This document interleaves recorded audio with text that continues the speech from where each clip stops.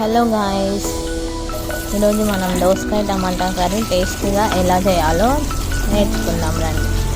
ముందుగా ఆయిల్ వేసి జీలకర్ర వేసి ఆనియన్ మంచిగా బ్రౌన్ కలర్ వచ్చేదాకా వేయించాలి. తర్వాత కరివేపాకు వేసుకోవాలి. కరివేపాకు పేస్ట్, ఇందులో కొంచెం అల్లం పేస్ట్ వేసి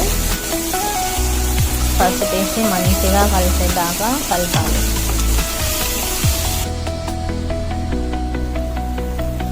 తర్వాత మగ్గినాక ఆనియన్ మగ్గిన తర్వాత దోసకాయ వేసుకోవాలి.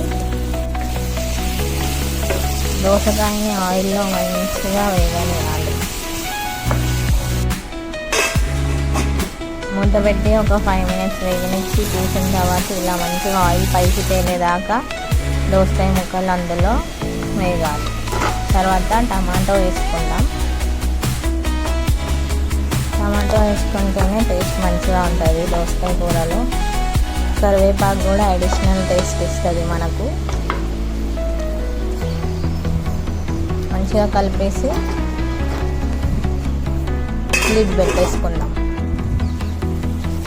ఒక 5 minutes టమాటాస్ మగ్గిన తర్వాత చూసి సరిపడినంత కారం,